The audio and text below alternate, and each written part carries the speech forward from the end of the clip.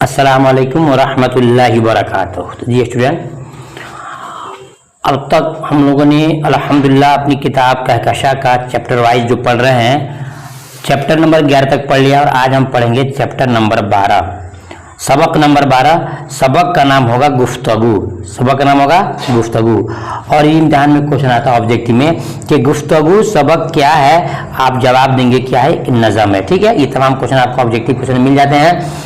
अब यहाँ पर एक चीज़ समझना है कि अब तक हम लोगों ने अपनी किताब को क्या पढ़ा है, हिस्से नसर को पढ़ा है और आज से हम पढ़ेंगे हिस्से नज़म को। ये अशार कहिए या नज़म कहिए, पर क्या जो कुछ हो, हमने हमारी किताब के अंदर दो ग्रुप है। हिस्सा एक में है, हिस्सा अलिफ में है नसर, और हिस्सा बे में है कि आपको नज़म है। हिस्सा अलिफ में क्या क्या आता है, उसमें आपको नज़म आती है, उसमें आपको अफसाने आते हैं, मजमून आते हैं और इंशाइया आता है और खतूत आए हैं।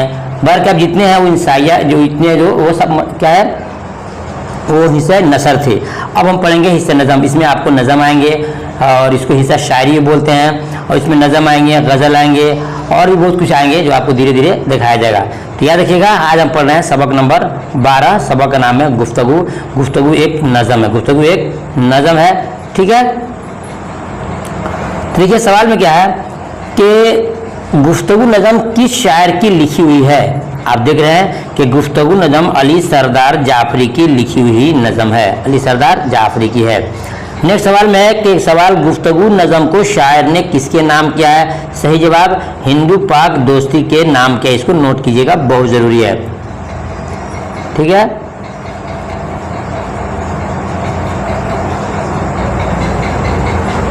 जी स्टूडेंट,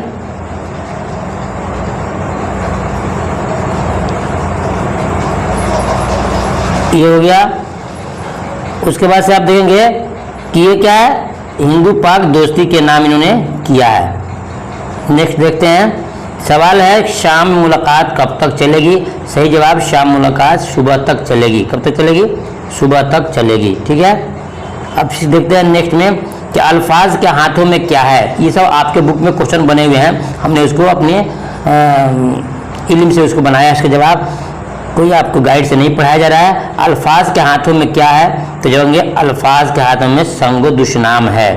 संग में क्या होता है, पत्थर, और दुश्नाम में गाली। इंसान जुबान से क्या करता है, ज़बानी अल्फाज से सख्त सख्त बातें बोलता है और गाली भी देता है। सवाल नंबर देखते हैं नेक्स्ट में कि तर्ज कैसा जाम छलकाता है। जवाब होगा कि जहर का जाम छलकाता है, जहर का जाम छलकाता है। नेक्स्ट देखते हैं कि तुर्श अबरूए खम से आप क्या समझते हैं। तुर्श अबरूए खम, तुर्श कहते हैं खट्टा और अबरू कहते हैं जो आँख के ऊपर जो भाव होता है ना, उसको बोलते हैं। तो तुर्श अबरूए खम से आप क्या समझते हैं, मतलब यह है कि तीखी नज़रें टेढ़ी निगाहें।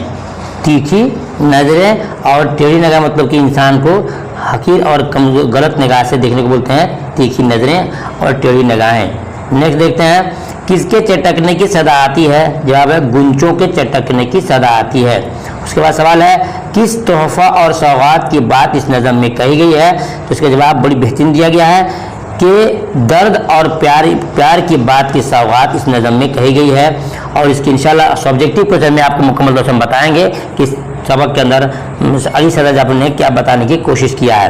ठीक है, सवाल है कि तारो बड़ी रात किस तरह चलती है। तो तारो बड़ी रात हंसती हुई चलती है। फिर देखते हैं, अब आइए ऑब्जेक्टिव क्वेश्चन में, मुख्तसर बिल्कुल है क्योंकि पूरे सवाल तो आपको उसमें आप बताइए के नाम से आ ही गया।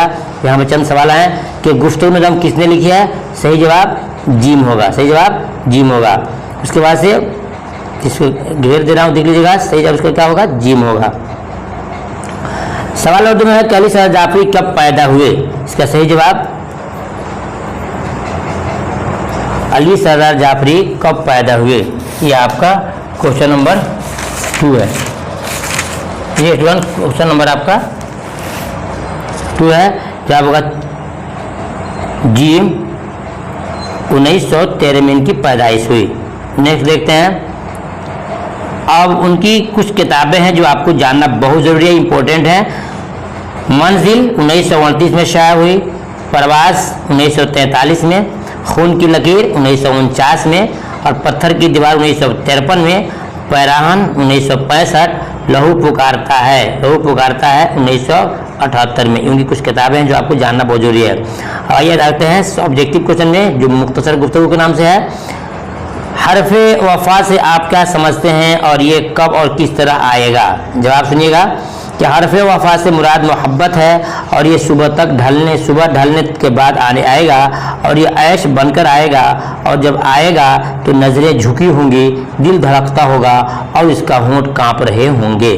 ठीक है, PDF लेकर के आप आराम से इसको याद नोट कर सकते हैं, लिख सकते हैं, याद कर सकते हैं।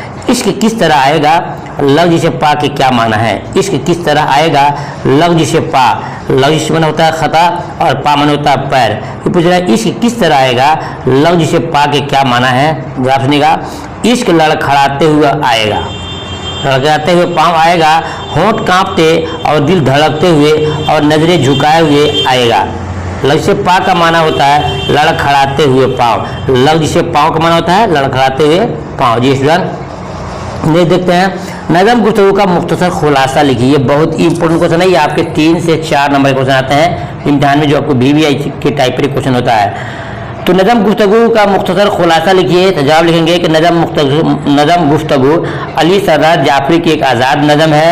ये नज़म उन्होंने हिंदू पाक दोस्ती के नाम लिखी है और दोनों मुल्कों में पैदा हुए मसाइल से बचने की लिए तरकीब अपनी नज़म में बताया है। शायर दोनों मुल्कों की कशीदगी को जानता है, इसलिए दोनों हुक्मरानों को मशवरा दिया कि अगर फिर आपस में इत्तेफाक, इत्तेहाद, मोहब्बत चाहते हैं तो उसके लिए सिर्फ एक ही रास्ता है, वह है गुफ्तगू, क्योंकि गुफ्तगू ही एक चीज़ है जिससे बड़े बड़े मसाइल हल हो जाते हैं। ये उसका खुलासा रहा।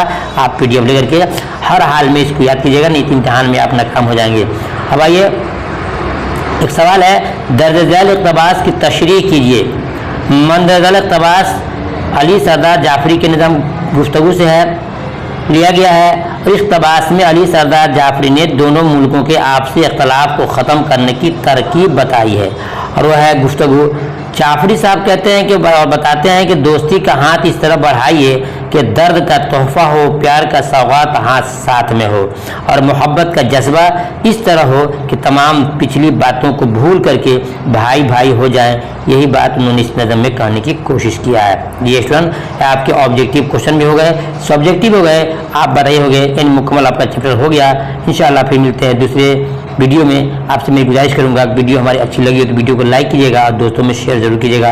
अल्लाह हाफिज़।